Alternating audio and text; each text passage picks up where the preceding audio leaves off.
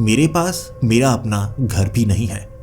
मजबूर हूं, भीख मांगनी पड़ती है और शहर के किसी कोने में पड़े रहना पड़ता है।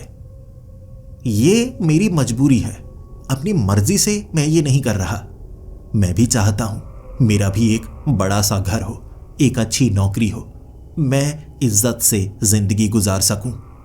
लेकिन मेरी कुछ गलतियों ने मुझे यहां तक पहुंचा दिया।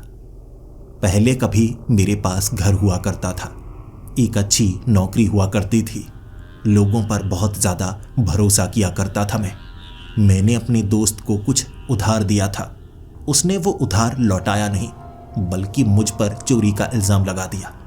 उस केस से मुझे इतना ज़्यादा नुकसान हुआ कि दोबारा नौकरी मुझे मिल ही नहीं पाई। मेरा घर भी बिक चुका था और मैं दिवालिया घोषित हो गया। अब भी मुझ पर बहुत ज़्यादा कर्ज है। दिवालिया घोषित होने के बाद आपसे कुछ भी छीना नहीं जा सकता, क्योंकि मान लिया जाता है कि आपके पास कुछ नहीं है। लेकिन अगर मैं काम करने की कोशिश करूंगा, जमा पूंजी जुटाने की कोशिश करूंगा, तो वो पुराना कर्ज फिर से मेरे सर पर डाल दिया जाएगा। इसीलिए अब हालात ऐसे हैं कि ना मैं काम कर पा रहा हूं और ना ही मुझे काम मिलता है। छत नहीं है मेरे पास, सड़कों पर सोना पड़ता है। कभी तो किसी गत्ते के डिब्बे के बीच उस ठंड से बचना पड़ता है कि भीगने की वजह से किसी कोने में दुबकना पड़ जाता है। और हर रोज फिर से भीख मांगो। जब भूख लगती है तो हाथ आगे की तरफ बढ़ ही जाता है। लेकिन अब पुलिस वाले बहुत ज्यादा परेशान करने लगे हैं। होमलेस को शहर की गंदगी कहा जाने लगा है। लोग घरों से बाहर आ रहे हैं, लोग धरना प्रदर्शन कर रहे हैं कि होमलेस को शहर से भगाया जाए। लेकिन हमारी भी तो मजबूरी है। जब हम पर इतना ज्यादा बोझ डाला गया कि हम वो टैक्स चुका ही नहीं पाए और गलत तरीके से फंस गए, तो सड़क पर तो आना ही पड़ता है। मरने से ये तो अच्छा ही होता है। लेकिन अब शहर से निकालने की बातें चल रही हैं और सरकार इस पर एक्शन भी ले रही है। इसीलिए जब भी कोई पुलिस वाला नजर आता है, भागना पड़ जाता है। पहले मेरे पास एक लकड़ी का डिब्बा हुआ करता था। जब ठंड बहुत ज़्यादा पड़ती थी, मैं उस डिब्बे में दुबक जाया करता था। लेकिन एक बार जब 2 पुलिस वाले मेरे पीछे पड़े थे, मैं भागा था वहाँ से, मुझे दूर भगा दिया गया। रजाई, कंबल और कुछ कपड़े थे वहाँ पर जो वापस मुझे नहीं मिले, और मुझे लगा उसकी किसी को शायद ज़रूरत होगी, कोई और होमलेस उसे उठाकर ले गया होगा। इसीलिए मैंने बड़ा दिल करके नई जगह बसेरा बसाने के बारे में सोचा। हमारा तो बसेरा भी ऐसा ही होता है, घर नहीं बल्कि शहर का कोई कोना। लेकिन अब हर तरफ पुलिस ही पुलिस लगी हुई थी। जितने भी होमलेस मैंने देखे वो यहाँ से दूर जाने की बातें ही कर रहे थे। मुझे लगा ये भी टल जाएगा जैसे पुराना समय टला था। मैं शहर का कोई ऐसा कोना ढूंढने लगा था जहां रात बिताई जा सके। दिन के वक्त तो मैं शहर में भीख मांग लिया करूंगा। रात के वक्त जब ठंड बहुत ज्यादा होती है, कोई कोना ऐसा हो जहां हवा ना चलती हो। घर नहीं कह सकता, कोई ऐसा कोना जहां लकड़ी का बड़ा सा फट्टा मिल जाए। बस इतनी ही इच्छा थी मेरी। तो मैं शहर को खंगालने लगा था। वक्त रात का था, 8 बजे। मैं शहर से बाहर निकलना चाहता था। शायद आसपास कोई पुराना घर हो जिसके पीछे मैं दुबक जाऊं, उस घर में रहने वाले लोग अच्छे हों। ये सोचकर मैं फैक्ट्री वाले वो पुराने इलाके की तरफ बढ़ रहा जहां कई पुरानी बिल्डिंग्स दूर से नजर आया करती थी। और जब मैं उस इलाके में पहुंचा, वो इलाका पूरी तरह से खंडहर था। और खंडहर को देखकर कोई भी डर जाए, लेकिन जिसके सर पर छत नहीं होती वो तो यही सोचता है ना, अरे ये तो अच्छी जगह है जहां कोई नहीं रहता, किसी कोने में छिपा जा सकता है। मैं ढूंढने लगा, लेकिन अब रात ज्यादा हो गई थी तो फैक्ट्री के आगे जो गेट लगा था वहीं पर दुबक गया। मेरे पास पतला सा कंबल था। आधी रात तक तो सब कुछ ठीक था, लेकिन आधी रात के बाद ठंड ज्यादा लगने लगा था ये रात गुजारी नहीं जा सकती, शरीर को गर्मी चाहिए। आज खाना अच्छे से मिल चुका था तो मुझे लगा इसका इस्तेमाल करना चाहिए। मुझे थोड़ी कसरत करनी होगी, वरना ठंड के मारे मैं जकड़ जाऊंगा। तो ऐसा करता हूं, सामान को कंधे पर डालता हूं और घूमने लगता हूं। जितना चलूंगा उतना ज्यादा अच्छा रहेगा और रात के वक्त ये भी पता चल जाएगा ये जगह ठीक तो है ना। हर रोज यहां दुबक सकता हूं ना मैं। क्या यहां भीख मिल जाएगी दिन के वक्त? ज्यादा कुछ नहीं, कुछ कपड़े मिल जाए और कुछ खाना मिल जाए। मैं चलता गया। वहां बंद पुरानी कई फैक्ट्री थी। ये वो इलाका था जिसका शायद अब इस्तेमाल नहीं होता था। बड़े शहरों में ऐसा ही होता है। जिन इलाकों का इस्तेमाल नहीं होता वहां जाना कोई पसंद भी नहीं करता, इसीलिए फेंसिंग कर दी जाती है। यहां बहुत ज्यादा फेंसिंग की हुई थी और यहां मुझे कुछ घर भी नजर आए, लेकिन उनकी हालत बहुत ज्यादा खस्ता थी और मैं किसी घर में रुकना भी नहीं चाहता था। क्या पता यहां कोई आ जाए और मुझे कोई चोर समझकर पुलिस को कंप्लेंट कर दी जाए। ऐसे में बड़ी मुसीबत में फंसना नहीं चाहता। होमलेस होने पर पुलिस वाले पकड़ते जरूर हैं, लेकिन कोई इल्जाम साबित कर नहीं पाते, क्योंकि ये सरकार का फर्ज है हर किसी को घर मुहैया करवाना। सरकार इससे बचती है तो हमें छोड़ना पड़ जाता है, लेकिन ऐसे किसी के घर में घुसूंगा तो मुसीबत बढ़ सकती है। हाँ, बहुत ज्यादा बड़ा घर हो फिर शायद कुछ ना कुछ हो सकता है, लेकिन ऐसा कोई घर यहां पर नजर नहीं आ रहा था। खंडहर घर, खंडहर पुरानी फैक्ट्री, ऐसा लग रहा था ये 50 सालों से यही हालत में है। लेकिन कुछ बड़ी इमारतें भी थीं और मुझे एक ऐसी इमारत नजर आई जो देखने में पिछले 15 से 20 सालों से बंद लग रही थी। मैंने उस इमारत को देखा जो 10 से 12 मंजिला थी। फिर आगे वाला वो गेट टूटा हुआ, यानी मैं अंदर घुस सकता हूं। देखता हूं यहां कोई रहता होगा। अब किसी कोने में दुबक जाता हूं क्योंकि आज ठंड बहुत ज्यादा लग रही है। क्या करूं? फिर जैसे ही मैं उस इमारत के अंदर जाने ही वाला था, मुझे दरवाजा टूटा हुआ मिला। अरे, दरवाजा भी टूटा है। यहां कोई सिक्योरिटी गार्ड भी नजर नहीं आ रहा। अरे, ठंड बहुत ज्यादा लग रही है। क्या करूं? क्या अंदर चला जाऊं? हाँ, ऐसा करता हूं, दरवाजे के पीछे छिप जाता हूं और ये दरवाजा टूटा हुआ है ना, इसे बंद करने की कोशिश करता हूं। ये ठंडी हवा दरवाजे के अंदर आ नहीं पाएगी तो रात तो निकल जाएगी ना। कल की कल देखेंगे। मैं कौन सा इमारत के अंदर घुसा हूं, थोड़ा दरवाजे के पास ही तो रुकने वाला हूं। ये सोचकर जैसे ही मैं उस इमारत के अंदर पहुंचा था, मुझे गर्मी का एहसास मिला। ऐसा लगा जैसे हीटिंग सिस्टम अंदर काम कर रहे हो। वाह, ये गर्म हवा, वाह, बड़ा अच्छा लग रहा है। लेकिन मैं किसी कमरे में, किसी अपार्टमेंट में नहीं जाऊंगा। मैं ऐसा करता हूं, यहीं रुक जाता हूं। जिसके बाद मैं दरवाजे के पास लेट गया। कब आंख लग गई पता ही नहीं चला। सुबह जब मेरी आंख खुली तब 9 बज चुके थे। वैसे मैं सड़कों पर सोया करता था तो धूप जब आंख में पड़ने लगती मैं उठ जाया करता था, लेकिन इस बार बहुत ज्यादा देर हो गई थी और शरीर को भी बड़ी अच्छी गर्मी मिली थी। बहुत लंबे समय से ऐसी गर्मी नहीं मिली थी। जिसके बाद मैं इंतजार करने लगा कि कोई ना कोई गार्ड तो आएगा ही, लेकिन वहां कोई नहीं आया। फर्श पर मिट्टी थी जो ये साफ बयां कर रही थी यहां कोई आता जाता नहीं, और बाहर काफी ज्यादा गंदगी भी पड़ी हुई थी। मैंने आसपास गेट के पास पड़ी उस गंदगी को देखा, उगे हुए घास को देखा, जिससे ये पता लग गया था यहां कोई नहीं आता। फिर मुझे थोड़ी खुशी भी हुई। अरे, अगर मैं यहां रहना शुरू कर दूं तो ठीक ही रहेगा ना। ऐसा करूंगा, मैं यहां रात गुजार लिया करूंगा और दिन के वक्त शहर में कहीं चले जाया करूंगा भीख मांगने के लिए। अगर वहां से मुझे भगा भी दिया गया, रात को छत तो मिल जाया करेगी ना। वैसे क्या मैं यहां रुक सकता हूं? ऐसा करता हूं, थोड़ा घूमता हूं अंदर। जितने अपार्टमेंट्स हैं देखता हूं कोई है या नहीं है। अंदर भी बेल लगी होगी ना। वैसे मेरे कपड़े ठीक तो है ना। देखने में भले ही मैं भिखारी लग रहा हूं, लेकिन कोई बात नहीं। अब ज्यादा से ज्यादा कोई क्या ही करेगा, धक्के मार कर निकाल देगा ना। लेकिन मुझे नहीं लगता यहां कोई रहता है। अंदर थोड़ी थोड़ी खुशी महसूस हो रही थी, तो मैंने उस अपार्टमेंट में निचली मंजिल पर ही 1-2 जगह बेल बजाई। दरवाजा खोला ही था। दरवाजे को खोला मैंने और उन अपार्टमेंट्स में बहुत ज्यादा मिट्टी। उसे खंडहर नहीं कहा जा सकता, लेकिन इतना जरूर था, कई सालों से इन अपार्टमेंट्स का इस्तेमाल नहीं किया गया था।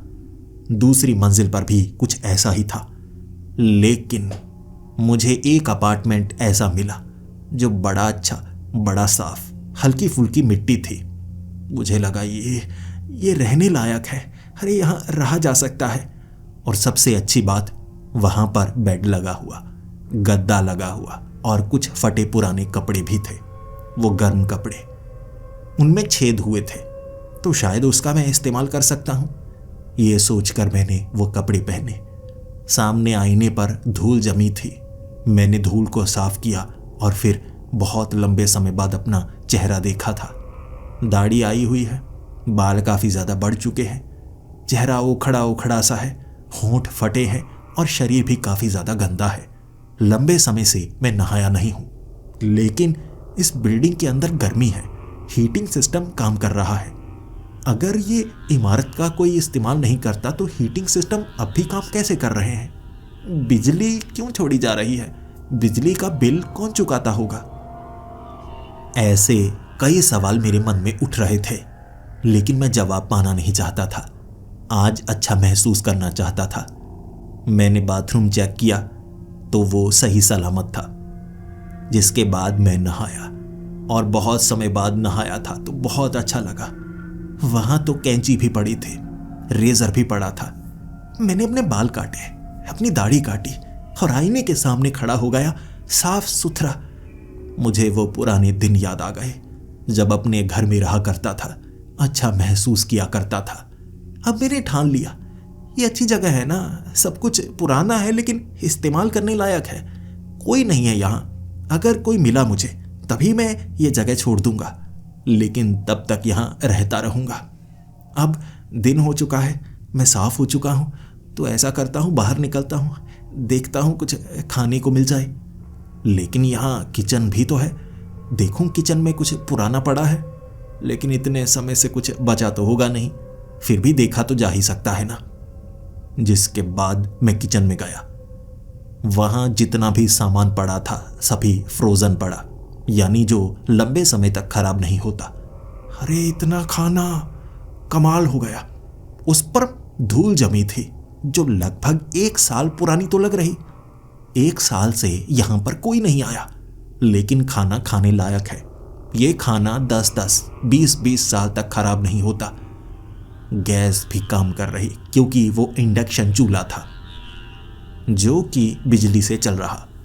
फिर मैं सोच रहा, यहाँ हो सकता है सोलर पैनल लगे हों जिससे बिजली की व्यवस्था है। अरे खाना गर्म कर सकता हूँ, बहुत समय से गर्म खाना नहीं खाया। मैंने वो खाना बनाया, बर्तन थे, सब कुछ था, बहुत ज्यादा खाना था। मुझे वहां से बाहर तक जाने की जरूरत नहीं पड़ी। खाना खाकर मैं बहुत ज्यादा खुश बेड पर लेट चुका था, लेकिन पूरा दिन ऐसे ही गुजारने के बाद रात को मुझे लगने लगा वैसे भी मैं सड़क पर पड़ा ही रहता था। यहां हो सकता है मेरी जिंदगी कुछ समय के लिए बदली है, तो मैं बिल्कुल वैसे जीऊंगा जैसे पहले जिया करता था। मैं ऐसा कर सकता हूं कि यहां सो सकता हूं, खा सकता हूं, लेकिन बाहर घूमने के लिए जा सकता हूं। ये जो कपड़े हैं इनका मैं इस्तेमाल करूंगा, शायद पकड़ा ही ना जाऊं। अगले दिन मैं वो कपड़े पहनकर शहर में गया। मेरे पास कुछ भी नहीं था, लेकिन पेट भरा हुआ, इसीलिए मैं घूम पा रहा। बहुत अच्छा महसूस हुआ। रात के वक्त फिर से मैं उसी अपार्टमेंट में आ गया। कुछ भी बदला नहीं था। यहां दिन के वक्त भी कोई नहीं आता था, रात के वक्त भी कोई नहीं आता था, और मुझे लगने लगा क्या मैं किसी और को बताऊं? वैसे भी और कई होमलेस हैं। नहीं, मैं किसी को नहीं बताऊंगा, इससे नुकसान हो सकता है। हो सकता है कई होमलेस यहां पर आने लगे और किसी तरह पुलिस तक ये बात पहुंच जाए। मैं चुपचाप रहूंगा, ये मेरे लिए अच्छा है। लगभग 2 रातें ऐसे ही निकली थी, बड़ी अच्छी। मैं खुश रहने लगा था, दर्द धीरे धीरे दूर जाने लगा था। लेकिन ये तीसरी रात थी। वक्त होगा 10 बजे का। बेड पर मैं लेटा हुआ सोने का इंतजार ही कर रहा था। कब नींद आए, मैं आंखें बंद करूं, तब तक एक किताब मेरे हाथ लगी थी जिसे मैं पढ़ रहा। अचानक मुझे चलने की आवाज सुनाई दी। मैं पहली मंजिल पर था। एक बार के लिए थोड़ा सा घबराया। अरे कोई आ गया कोई। मैं बिल्कुल शांत, लाइट सब बंद कर दी मैंने। फिर दरवाज़ा हल्का सा खोला, बाहर झांका मैंने। जहां कदमों की आवाज़ सुनाई दी थी उस तरफ देख रहा मैं। आवाज़ अब भी आ रही जैसे कोई सीढ़ी चढ़ रहा हो या उतर रहा हो, लेकिन वो आवाज़ एक ही जगह से आई जा रही और मुझे वहां पर कोई नज़र तो नहीं आ रहा था। इसीलिए मैं चुपचाप रहा। हो सकता है 3-4 लोग हों, पुलिस वाले तो नहीं, जो ये जांचने के लिए आए हैं कि कोई अंदर आया तो नहीं। अरे अब तो मैं बुरी तरह फंस गया। लेकिन वो पैरों की आवाज़ कुछ समय ही आई, फिर बंद हो गई। सरकता सरकता मैं सीढ़ियों के पास पहुंचा था। मुझे कोई नज़र नहीं आया। उसके बाद मुझे कोई मिला ही नहीं, तो मैं अपार्टमेंट में वापस आ चुका था। अब मैं ये तो जानता था यहाँ मेरे सिवा और भी कोई आता है। हो सकता है वो कोई होमलेस हो, या हो सकता है यहाँ का कोई रहने वाला जो अब वापस आना चाहता हो, या शायद कभी कभी आता हो। उस रात नल से बूंद टपकने की आवाज़ आने लगी। पहले तो पूरी तरह से शांति हुआ करती थी, लेकिन आज पहली बार बाथरूम से टप टप की आवाज़ आती रही। जैसे ही मैं बाथरूम में गया, नल को और ज़्यादा दबाया मैंने, ये बूंद टपकने की आवाज़ बंद हो जाए। लेकिन नहीं, वो नल से एक बूंद टपकने की आवाज़ तो आती ही रही, जिसने मुझे बहुत ज़्यादा परेशान किया। और रात के 12-1 बजे फिर से सीढ़ियों पर चलने की आवाज़ आई थी, जिसने मुझे डरा दिया। लेकिन जैसे पहले कोई आया हो, अब चला गया हो। मुझे तो ऐसा ही लगा, तो मैं शांत रहा। मेरी जिंदगी साधारण ही थी। सुबह मुझे कोई नहीं मिला तो मैं शहर में घूमने के लिए चला गया। शाम के वक्त वापस आकर मैंने कुछ और अपार्टमेंट्स भी देखे थे। मैं किचन देखना चाहता था, खाना कितना है, क्या इतना ही है, बाद में मुझे मांगना पड़ेगा। लेकिन नहीं, बाकी अपार्टमेंट्स में भी खाना भरपूर पड़ा था। अब यहां बड़े आराम से रहा जा सकता है।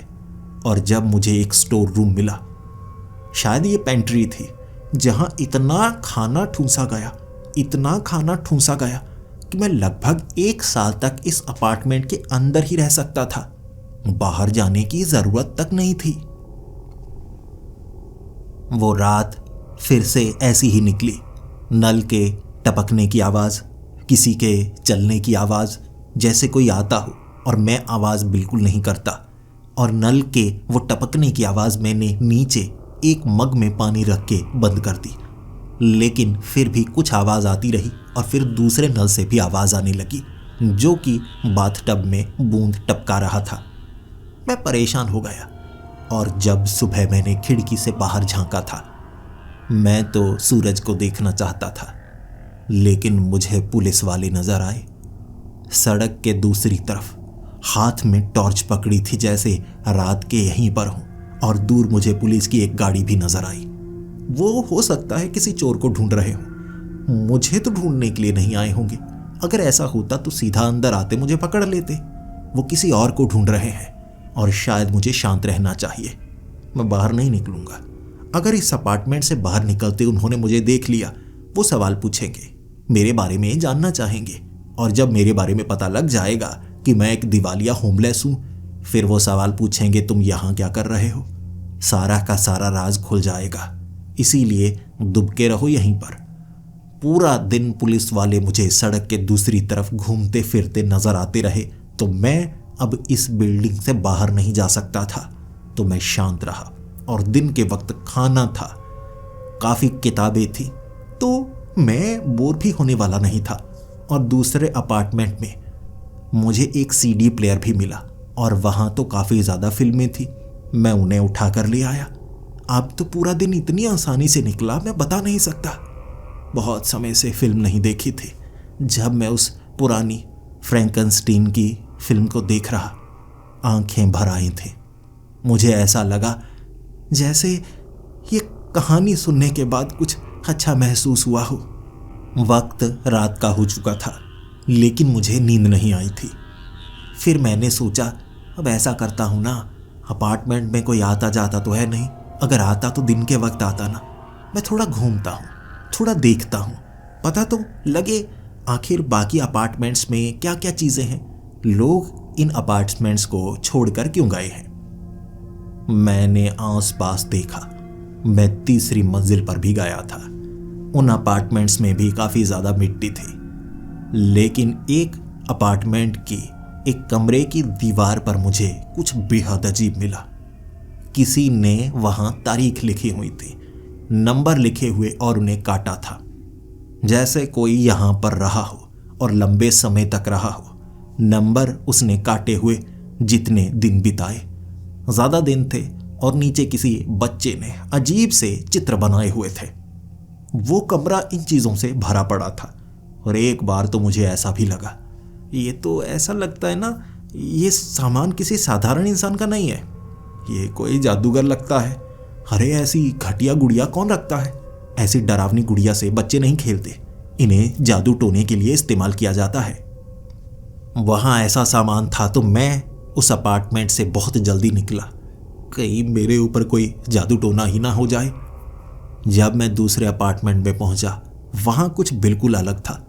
वहां दीवारों को खरोंचा गया था और कई जगह लाल निशान भी, जैसे इतना ज्यादा खरोंचा गया कि नाखून निकल चुके थे, और फिर नाखूनों से जो खून निकला हो वो भी दीवार पर ऐसे ही लगाया गया। उंगलियों के निशान थे ये। खून काफी ज्यादा सूखा हुआ था, यानी जो भी यहां रहा होगा काफी ज्यादा परेशान रहा होगा। हो सकता है वो पागल हो गया हो।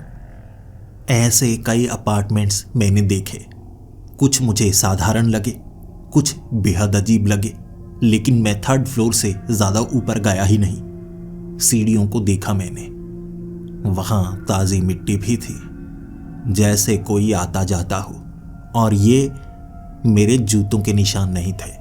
फिर मैं थोड़ा घबराया, अरे चलने की आवाज आती तो है, कोई ना कोई आता होगा, मैं इससे पहले पहले निकलूं। अगर मुझे सीढ़ियों पर किसी ने देख लिया तो मैं मुसीबत में पड़ सकता हूं। मैं जल्दी से अपने अपार्टमेंट की तरफ आना चाहता था, लेकिन तभी मैंने सोचा, मैंने नीचे वाली मंजिल को तो देखा ही नहीं, उसे देखता हूं। जो आता है वो ऊपर आता है ना, नीचे थोड़े ना रुकता है। मैं नीचे पहुंचा, कुछ अपार्टमेंट्स को देखा, वहां कुछ काम का सामान भी मिला, अच्छे वाले कपड़े भी मिले, और मुझे बेसमेंट में जाने वाला वो रास्ता भी मिला। कुछ सीढ़ियां उतरी थी मैंने, लेकिन आगे मुझे वो दरवाजा मिल गया। वो दरवाजा लॉक्ड था, और जैसे ही उस दरवाजे के हैंडल को मैंने हाथ लगाया, वो थोड़ा थोड़ा गर्म था, जो इस बात का आभास करवा रहा था कि बेसमेंट में गर्मी है, यानी हीटिंग सिस्टम बेसमेंट में भी काम कर रहा है। लेकिन बेसमेंट में अमूमन हीटिंग सिस्टम होता नहीं, वहां तो ज्यादातर पार्किंग ही होती है, लेकिन हीटिंग सिस्टम काम कर रहा है तो कुछ अलग भी हो सकता है। लेकिन दरवाज़ा बंद था, उसे इतनी आसानी से खोला नहीं जा सकता था, तो मैं धक्का देकर उस दरवाजे को तोड़ना भी नहीं चाहता था। मैंने सोचा रात बहुत हो गई है, मैं वापस चलता हूँ। मैं अपने अपार्टमेंट में वापस आ गया। कपड़े, खाना, अपने मन को बहलाने के लिए सब कुछ था वहां पर।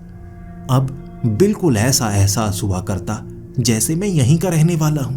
मैं होमलेस नहीं हूं, घर है मेरे पास, कपड़े हैं मेरे पास, खाना है मेरे पास। इसके बाद आगे के कुछ दिनों तक मैंने बाहर कुछ पुलिस वालों को सुबह सुबह ही देख लिया, तो मैं समझ गया आसपास पुलिस किसी कारण तो घूम रही है। वहां टेपिंग भी की है, यहां कोई जुर्म हुआ हो सकता है। अब चेक करने के लिए यहां भी आएंगे तो मैं बाहर नहीं निकलूंगा, मैं बड़ी मुसीबत में फंस सकता हूं।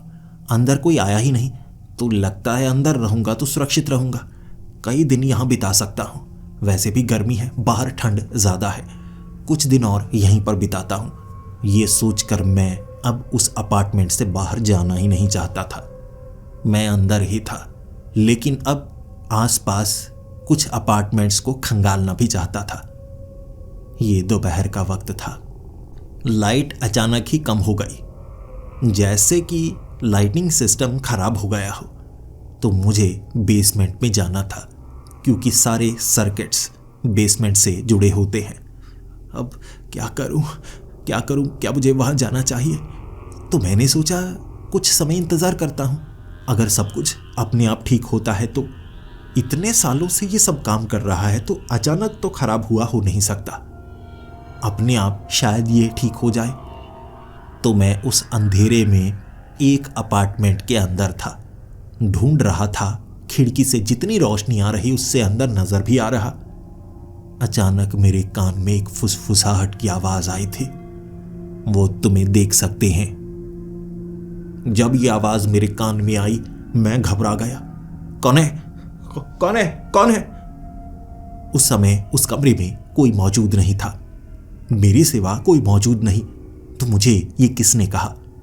यह सोचकर डरा हुआ मैं उस अपार्टमेंट से बाहर निकला, जिसके बाद जो शक था मुझे वो अब लगने लगा सच है।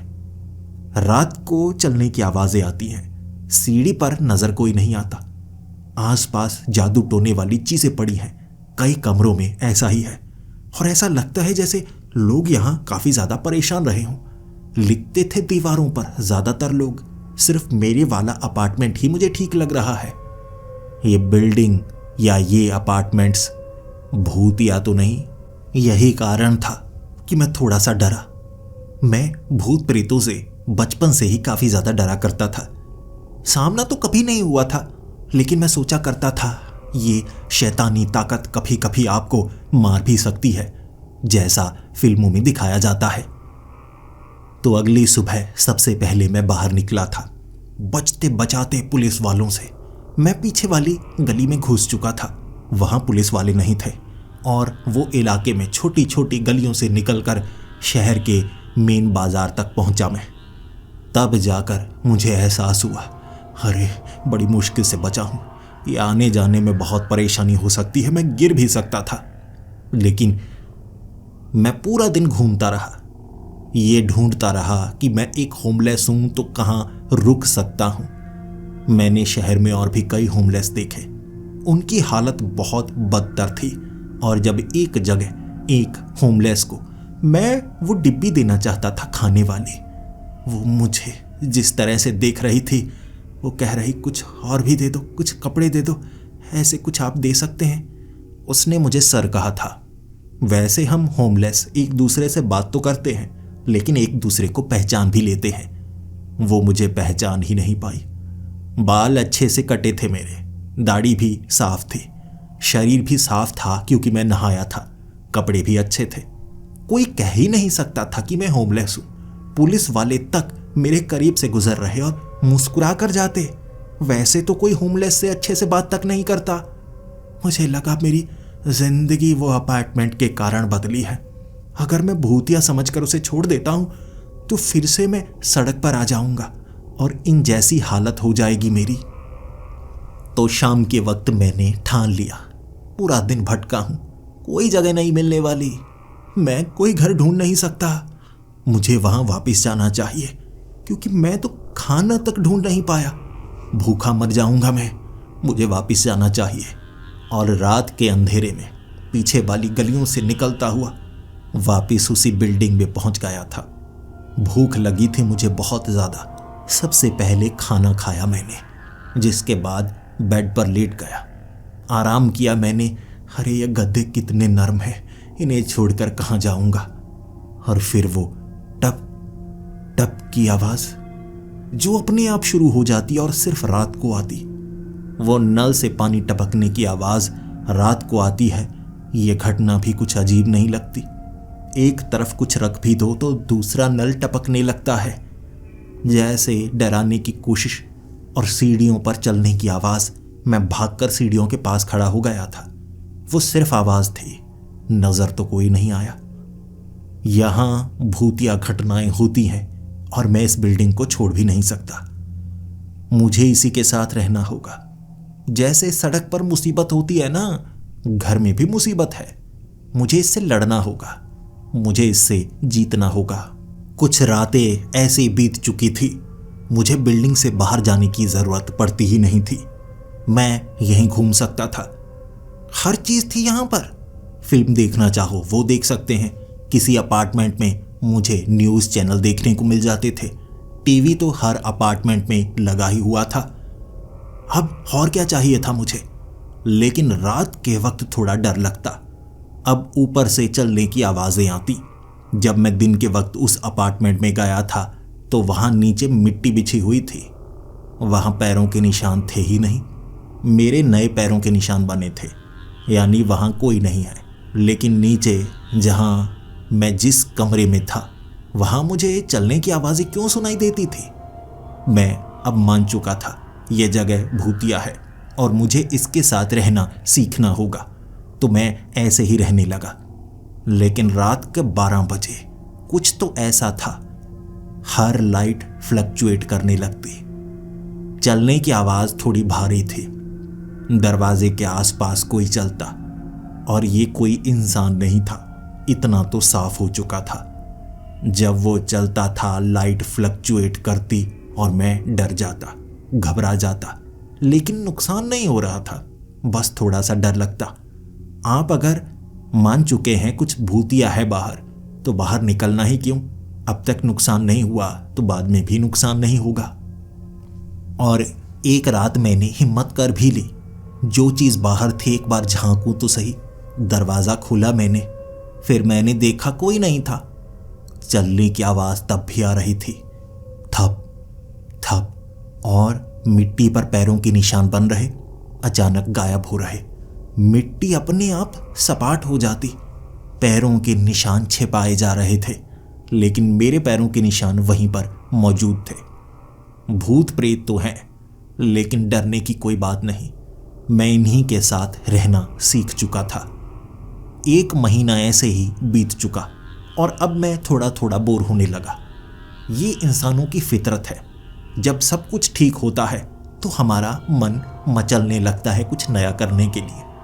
तो एक रात मैंने सोचा मैं टॉप फ्लोर पर चलूं, छत पर देखता हूं आखिर वहां मुझे क्या देखने को मिलता है। वहां से दूर से ही शहर भी नजर आएगा, शहर की रोशनी भी नजर आएगी। बिल्डिंग छोड़ने का मन नहीं करता, अब मैं आलसी हो चुका हूं। कम से कम छत तक पहुंच तो सकता हूं। बड़ी मुश्किल से चलता चलता टॉप फ्लोर तक पहुंचा था। इतनी सीढ़ियां, 10 मंजिला सीढ़ियां चढ़ी थी मैंने, हाँफ रहा था और ऊपरी दरवाजा भी खुला।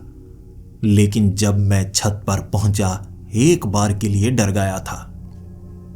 मैंने देखा ऊपर बहुत ज्यादा जूते पड़े थे, मर्दों के जूते, औरतों के जूते, बच्चों के जूते, और वो जूते टिकाए गए थे, जैसे जूतों से सर्कल बनाया गया, बिल्कुल छत के बीचों बीच। मैं जब करीब पहुंचा, नए पुराने हर तरह के जूते थे। उन जूतों का इस्तेमाल तक किया जा सकता था। लेकिन फिर मैं सोचने लगा, इन जूतों को ऐसे क्यों लगाया गया है, वो भी खुले आसमान के नीचे। और उस गोले के बिल्कुल बीचों बीच टूटे फूटे कांच के टुकड़े पड़े थे, कुछ हड्डियां पड़ी हुई थी। बिल्कुल बीच में एक गुड़िया रखी गई थी जिसका सर अलग किया गया था, और बीच में चाकू जो कि धंसा हुआ, यानी चाकू से उस गुड़िया की गर्दन को काटा गया है, जैसे कोई पुरानी जादुई रस्म करने की कोशिश की गई हो या उस रस्म को पूरा किया गया हो सकता है यह बिल्डिंग इसी कारण भूतिया हो। तो ऐसी चीज को छूना नहीं चाहिए। नहीं नहीं, मुझे कौन सा कोई नुकसान होता है तो मैं नहीं छूऊंगा। छत मिलती है मुझे, खाना मिलता है मुझे, और मैं खुद चाहता हूं लंबे समय तक यहीं पर रहूं और किसी को इसके बारे में पता ना चले। मैं लंबे समय तक छत पर रहा, जिसके बाद अंधेरे में मैं नीचे आना चाहता था। लेकिन जब मैं नीचे आ रहा, मुझे कई अपार्टमेंट से फुसफुसाने की आवाज सुनाई दी। ऐसा लगा जैसे उन अपार्टमेंट्स में कोई है। एक का दरवाजा खोला था मैंने। अंदर इतनी मिट्टी थी कि कोई मौजूद हो ही नहीं सकता। अगर होता तो पैरों के निशान छपे होते मिट्टी के ऊपर, लेकिन उसके बावजूद फुसफुसाने की आवाजें आ रही हैं। ये यकीनी तौर पर उन भूतों के द्वारा किया जा रहा होगा। यही सोचकर मैं नीचे की तरफ बढ़ता गया। मुझे कई बार उन अपार्टमेंट्स में चलने की आवाज, टीवी की आवाज और भी ढेर सारी आवाजें सुनाई दी। हो सकता है वो भूत ना हो, मेरी तरह कोई अपार्टमेंट में हो, लेकिन मेरी हिम्मत ही नहीं थी दरवाजा खोलने की। चुपचाप मैं अपने अपार्टमेंट में आया और फिर आईने के सामने खुद को देखकर सोचने लगा, क्या मुझे जानना चाहिए या नहीं, और मैंने खुद को जवाब दिया, चुपचाप रहो, ये मेरा कोई घर नहीं है। अगर मैंने इसे खरीदा होता तो मैं सच जानता, क्योंकि तब मेरा हक होता। अब यहां पर मेरा कोई हक नहीं है। चुपचाप रहने में ही समझदारी है। माना यहां कोई भूत प्रेत ना हो, अगर सच में यहां रहने वाला कोई मिल गया और उसने सवाल पूछ लिया तो मेरे पास जवाब क्या होगा? तो चुपचाप रहो। ये अगले 20 दिनों तक मैंने माना। खाने पीने का सामान मिलता रहा और कई अपार्टमेंट्स में कुछ ऐसा था जो ताज़ा लग रहा, जो अच्छा लग रहा। मैं उन्हें देखकर हैरान, ये ताज़ा चीज़ें कहाँ से आ रही हैं? एक तो जैसे हफ्ते पुरानी है, वहाँ दूध जो कि कैन में रखा हुआ, और ये ताज़ा था। कोई तो इसे रख कर गया है। लेकिन ऐसा कैसे हो सकता है? अगर कोई रख कर यहाँ पर गया है, मौजूद तो कोई नहीं है, ना कोई नज़र आया, जैसे मेरे लिए रखा गया हो या किसी और के लिए जो यहाँ पर रहता हो। तब मुझे शक होने लगा, कोई है जो यहाँ पर रहता है, वो भी छिपकर रहना पसंद करता है। ये जगह भूतिया है। अब मानो कोई मेरे सामने आ जाए, मुझसे बात करे, और मुझे तो यही लगेगा कि वो एक असली इंसान है। कल मुझे वो पता लगे भूत है और मुझे चोट पहुंचाने की कोशिश करे, मैं पागल हो जाऊंगा। उसके बाद मैं क्या करूंगा? मैं किसी से बात नहीं करूंगा। मुझे लगता रहेगा हर कोई भूत है। शायद इसी कारण जो यहां पर है वो डरता है, वो छिपता है, वो आवाज नहीं करता, क्योंकि बाकी जगह से भूतों की आवाज आती है। जगह भूतिया है, मुझे छिपे रहना चाहिए। अब तो ना सिर्फ मुझे आवाजें सुनाई देती, मुझे परछाइयां नजर आती। ऐसा लगता छिपकर मुझे देखा जा रहा है। जिस गलियारे में मैं घूम रहा होता, परछाई दिखती, लाइट फ्लक्चुएट करती, हल्की हल्की आवाजें आना तो मेरे लिए आम बात थी। लेकिन अब मैं पूरी बिल्डिंग को खंगाल देना चाहता था, छत से लेकर बेसमेंट तक। बेसमेंट का दरवाजा तोड़ना तो होगा, लेकिन मैं कोशिश करूंगा वो पूरी तरह से ना टूटे। बस अंदर वाली जो चिटिकनी है वो तोड़ दूं। मैंने धक्का दिया 2-3 बार, वो चिटिकनी को तोड़ा मैंने। फिर बेसमेंट में देखा मैंने, पानी था हल्का हल्का, सीलन आई हुई थी, और इसी के साथ वहां फटे हुए कपड़े, जले हुए जानवरों की लाशें, हड्डियां, टांगे गए पंछी जो भूख के कारण मर गए हुए ऐसा लग रहा था। पिंजरे थे, पिंजरे में पानी से भरे हुए मर्तबान रखे गए थे। उन चीजों को देखकर और उस बदबू को महसूस करके मेरे रोंगटे खड़े हो गए थे। तब मुझे लगा ये जगह बड़ी खतरनाक है, और मुझे बेसमेंट के कोने में एक हड्डी नजर आई थी। ये किसी जानवर की हड्डी नहीं, किसी इंसान की हड्डी लग रही। इंसानी पसलियां ऐसी होती हैं। फिर उसके आगे वाला वो कमरा हड्डियों से भरा पड़ा था। इंसानी कंकाल थे वहां, इंसानी कंकाल जिनकी संख्या 100 से ज्यादा होगी, और उसके पीछे कई कमरे। वहां बेसमेंट में कब्रें खोदी गई थी या खड्डे खोदे गए थे बड़े बड़े, उनमें कंकाल भरे थे। कुछ तो बहुत बुरी तरह से गल चुके थे। यहां हजारों इंसानों की लाशें होंगी जो फेंकी गई थी, जो शायद गल चुके थे। तब तो मैंने ठान लिया, अब नहीं रुकूंगा, अब नहीं रुकूंगा। यहां तो बहुत बुरी हालत है। माना मेरे साथ भूतों ने कुछ ना भी किया, लेकिन जब पुलिस वाले ये सब देखेंगे ना, मुझे बुरी तरह से फंसाएंगे। कोई पुराना नया केस मेरे सर पर डाल देंगे और उसके बाद मैं मारा जाऊंगा। फांसी लगेगी, फांसी निकलो। मैं बेसमेंट से सीधा बाहर की तरफ भागना चाहता था, लेकिन जब दरवाजे के पास पहुंचा, दरवाजा बंद था। दरवाजा ऐसे बंद जैसे बाहर से कोई ताला लगा गया हो। लेकिन ये आने जाने का इकलौता रास्ता था। अब मैं क्या करूं? पुलिस वालों ने तो इसे बंद नहीं किया। मैं जैसे ही अपने अपार्टमेंट में पहुंचा, मुझे बाहर पुलिस वाले नजर आ रहे थे, लेकिन मैं आवाज कैसे लगाता? आवाज लगाऊंगा वो मुझे बचाने तो आएंगे, लेकिन मुझे फंसा भी देंगे। अब मैं पुलिस को तो नहीं बुला सकता, लेकिन यहां से बाहर कैसे निकलूं? उस दरवाजे से ही बाहर जाने का रास्ता था और कोई रास्ता नहीं था। मैं इस तरह खिड़की से छलांग लगाकर मरना नहीं चाहता था, क्योंकि नीचे तेज धार सलाखें लगी हुई सुरक्षा के लिए, बिल्कुल बिल्डिंग के साथ। मैं नीचे सलाखों के ऊपर गिरूंगा और वो मेरे शरीर में धंस जाएंगी, तो ऐसे बाहर नहीं जाया जा सकता। दरवाजा लोहे का था, दरवाजा तोड़ा नहीं जा सकता था। मैं फंस चुका था, लेकिन खाना यहां था, सब कुछ यहां था, समय भी बहुत ज्यादा था। शायद समय आने पर सब कुछ पता लग जाए। लेकिन जब मैं दीवारों को देख रहा, ऐसा लगा जैसे दीवारों पर पहले कुछ लिखा गया हो, क्योंकि मैं लिखने की कोशिश कर रहा तो पेंट उखड़ा, नीचे कुछ और मिला। मैंने पेंट और उखाड़ा तो नीचे शब्द लिखे थे जिन्हें पेंट से छिपाया गया। चले जाओ यहां से, जल्द से जल्द, ये लिखा गया था। मैं डर गया, जिसके बाद मैं कर तो कुछ नहीं सकता था। मैंने दीवार पर लिखा, मैं यहां से बाहर निकलूंगा, मैं यहां से बाहर निकलूंगा।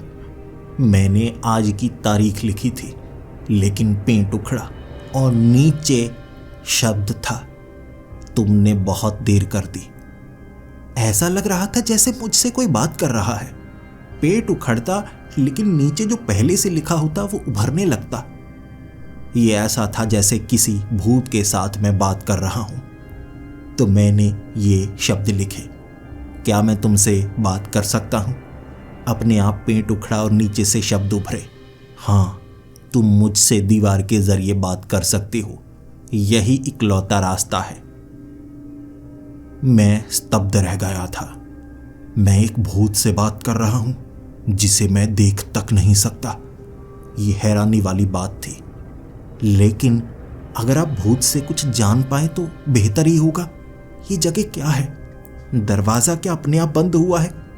और नीचे जो लाशें हैं वो किन की हैं? मुझे पता लग सकता था। तो मैंने सवाल पूछा, तुम्हारे साथ क्या हुआ था? तो उसने जवाब दिया, मैं भी तुम्हारी तरह ही यहां पर आया था। मेरे एक बार के लिए रोंगटे खड़े हो गए। अरे, तो ये यहां है, मेरी तरह आया और मारा गया। तो मैंने शब्द लिखे, तुम्हें किसने मारा? मेरे दिल की धड़कन बहुत तेज थी।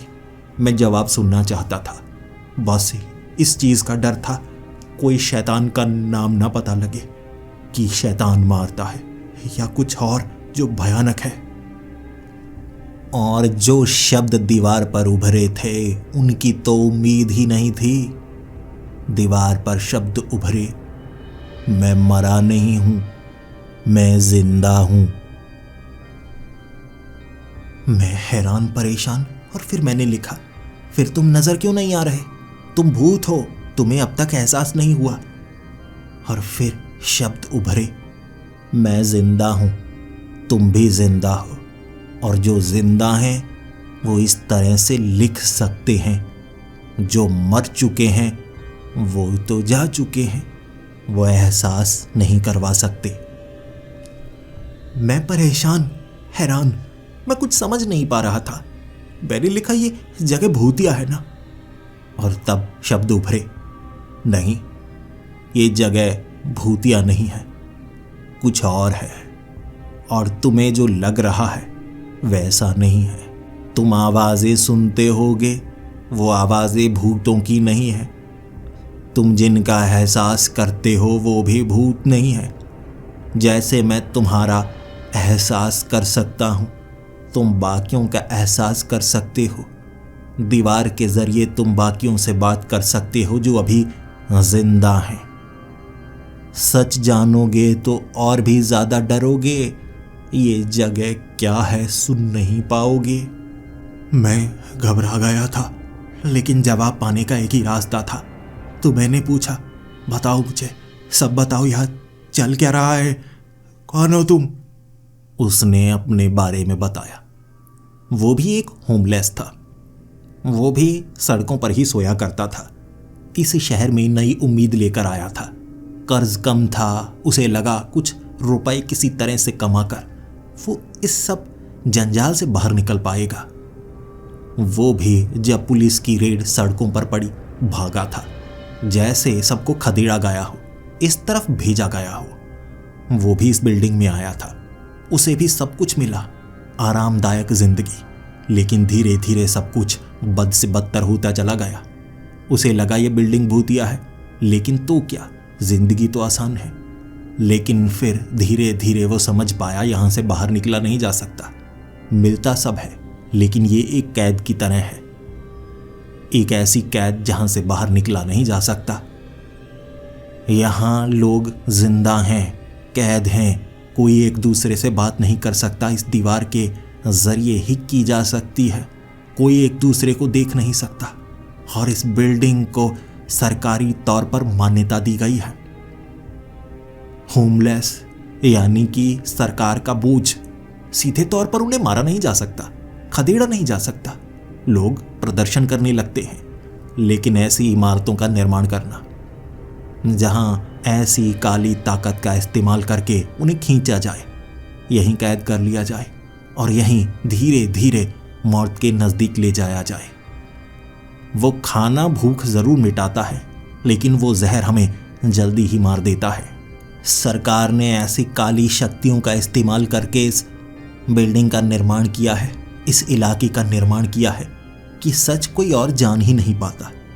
सिर्फ होमलेस जिनके पास घर नहीं है, वो ऐसी जगह खींचे चले आते हैं और आरामदायक जिंदगी पाने के बहाने यहाँ मौत के आगोश में चले जाते हैं। मेरा समय नज़दीक आ चुका है, क्योंकि मेरे शरीर की हालत बहुत बुरी है। तुम भी जल्द ही मर जाओगे। खाना नहीं खाओगे तो वैसे मर जाओगे, खाना खाओगे तो तड़पकर जल्द ही मर जाओगे। मौत दोनों तरफ है, और यही शहर की सफाई है जो सरकारी प्रोजेक्ट इस बिल्डिंग के जरिए और ऐसी इमारतें बड़े शहरों में निर्मित की जा रही हैं। मुझे इनके बारे में पता चल पाया, और तुम भी इसके बारे में बेसमेंट की फाइल्स से जान सकते हो। बाहर निकल नहीं सकते क्योंकि तुम अब कैद हो चुके हो।